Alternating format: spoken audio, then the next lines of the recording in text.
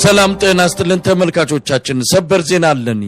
ከፍተኛ የሰራዊት መመናመን የገጠመው የአብይ አህመድ አገዛዝ መከላከያውን ወደ ዋና የአማራ ክልል ከተሞች እየሳበ መሆኑ ተገለጸ። ከጎንደር፣ ከደሴ፣ ከባህር ዳር፣ ከደብረ ብርሃንና ከጥቂት በስትራቴጂነት ከለያቸው ከተሞች በቀር ሰራዊቱ እንዲለቅ በማድረግ ላይ መሆኑን የአንከር ሚዲያ ምንጮች ካደረሱን መረጃ ለማወቅ ተችሏል። በወልቃይት ሁመራ ኢትዮጵያ ከኤርትራ በምትዋሰንበት የድንበር አካባቢ ሰፍሮ የነበረው የአብይ አህመድ ሰራዊት ወደ መሃል ጎንደር ተጠቃሎ ገብቷል። በድንበሩ አካባቢ ከጥቂት የአድማ በታኝ ታጣቂዎች በቀር የመከላከያ ኃይል እንደሌለ ነው የደረሰን መረጃ የሚያመለክተው።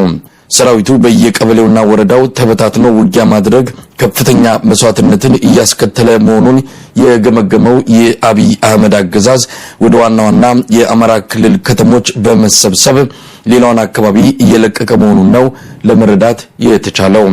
ምዕራብ ጎጃም ላለፉት 3 ሳምንታት ገብቶ የነበረው የአብይ አህመድ ጦር ከያዛቸው ከተሞች እየለቀቀ በአንዳንዱም በውጊያ እየተነጠቀ ወደ ባህር ዳር ተሰብስቦ እየገባ እንደሆነም ተመልክቷል።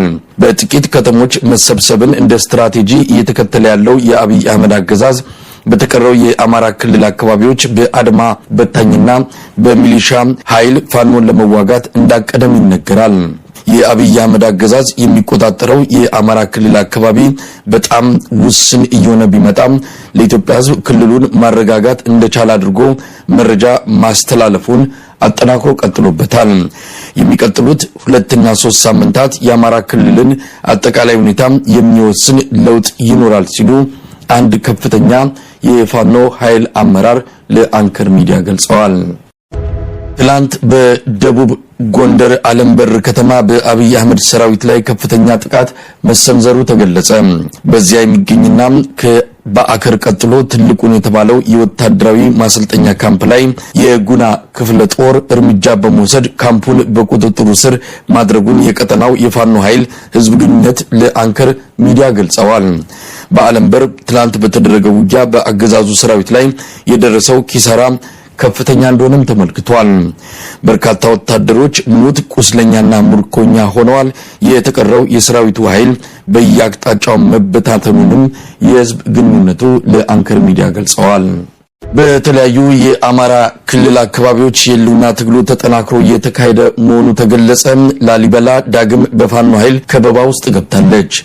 ዛሬ ውጊያ ሲካሄድ ውሏል። በወልዲያ ከተማ ሌሊቱን በማረሚያ ቤት ላይ በተካሄደ ልዩ ኦፕሬሽን ከ1000 በላይ በፋኖ ምክንያት የታሰሩ ወጣቶችን ማስለቀቅ መቻሉ ተገልጿል።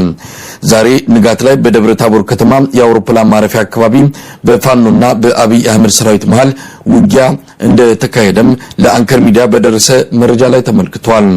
በአማራ ክልል በተለያዩ አካባቢዎች እየተደረጉ ስላሉት ውጊያዎች የዘውትር ተባባሪያችን ያጠናቀረውን ዘገባ ቀጥሎ እናቀርባለን።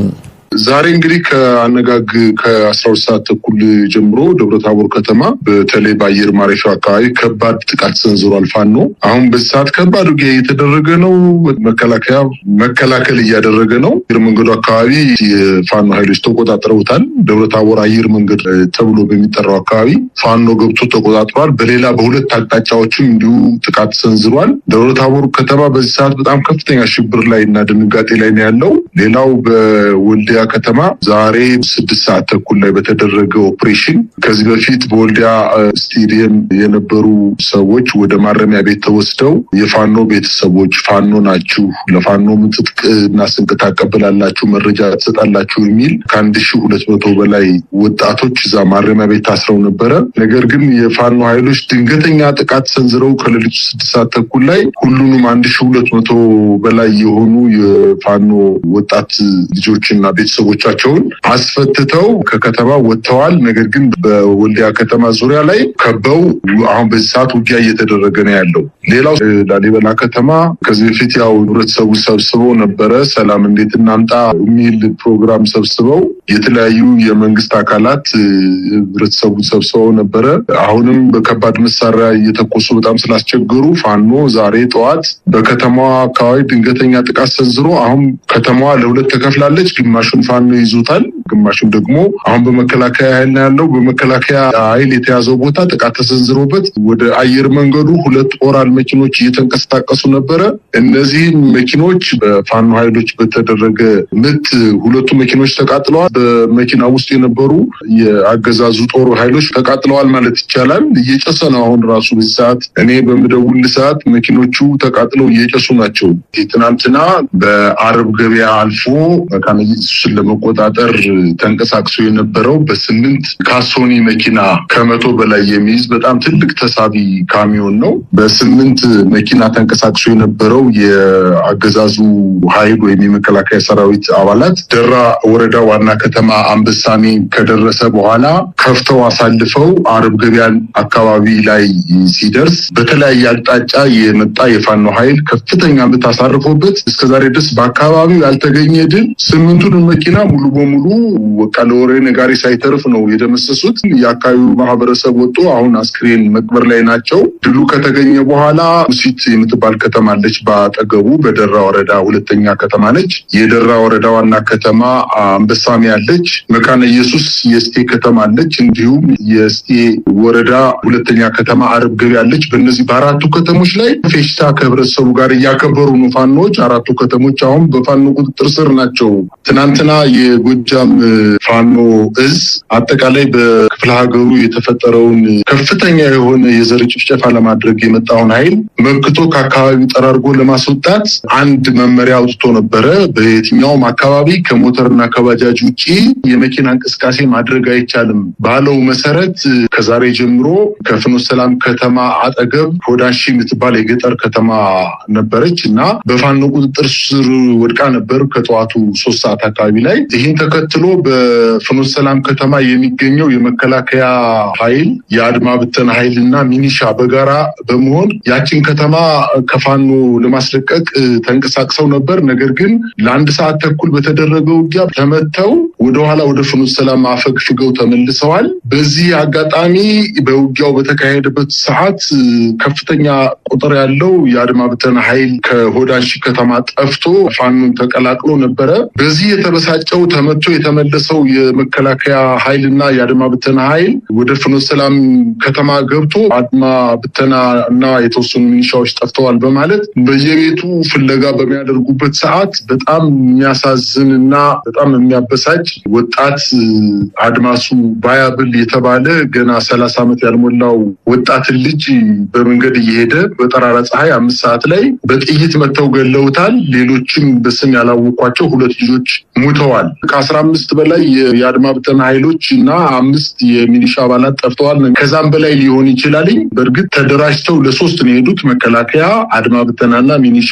ነገር ግን አድማ ብተናው 15 ሚኒሻ ከ5 በላይ ናቸው ነው የጠፉት። በዚህ በጣም ተበሳጭቷል። በጣም ከሄዱት ኃይሎችም የመከላከያም የአድማ ብተናም የሚኒሻ ኃይሎች ተገለዋል። በአጭር ጊዜ ውስጥ እናስለቅቃቸዋለን ከተማዋን ብለው ዝተው ነው የሄዱት። ፍኖተ ሰላም ከተማ ላይ ያለው የአድማ ብተና ኃይልና የሚኒሻ ኃይል በጣም በከፍተኛ ደረጃ ገንዘብ ተመድቦለት በዚህ 5 እና 6 ቀን ውስጥ ስጋ ቤት ገብተው ከስጋ ውጪ ሌላ ነገር አይበሉም። በሆቴል ገብተው ቢራ ይጠጣሉ። በከተማው ህዝብ ላይ ይዝታሉ።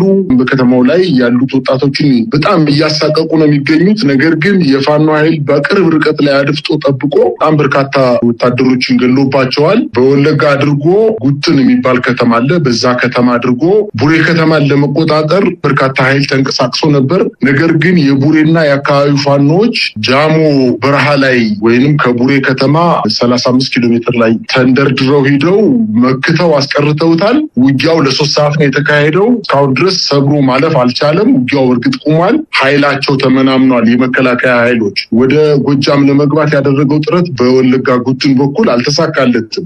ሌላው ከፍኖተ ሰላም ከተማ በቅርብ ርቀት የሚገኝ ገራይ የምትባል ከተማ አለች። በዚህ በገራይ ከተማ አድርጎ መንዝ ሐሙሲት የምትባል የገጠር መንደር አለች። ለብር ሸለቆ ወታደራዊ ማሰልጠኛ ቅርብ የሆነ ቦታ ነው። ወይም ለአባይ ወንዝ ተከትሎ ያለ በረሃ ነው ያለው። እዛ በረሃ ላይ የፋኖ ኃይል አለ በማለት ለመቆጣጠር ያንን አካባቢ ተንቀሳቅሶ ነበር። አሁንም ከፍኖተ ሰላም ከተማ በጣም በቅርብ ርቀት ላይ ያለ አካባቢ አካባቢ ነው። ይህ አካባቢ በጣም ጫካ ይበዛበታል፣ በጣም ደኖች አሉት። እዛ አካባቢ አድርጎ ተመቶ አሁንም ወደ ፍኖተ ሰላም ነው የተመለሰው። በእነዚህ በሁለቱ ምክንያት ተበሳጭቶ ከተማ ስለገባ አሁንም በዚህ ሰዓት ወጣቶችን እየገረፈ ነው፣ እያሰረ ነው፣ እየገደለ ነው፣ ዘረፋም እያካሄደ ነው። በአንዳንድ የግለሰብ ባለሀብቶች ቤት በመግባት ዘረፋ እየፈጸመ ነው ያለው በፍኖተ ሰላም ከተማ በዚህ ሰዓት ማለት ነው።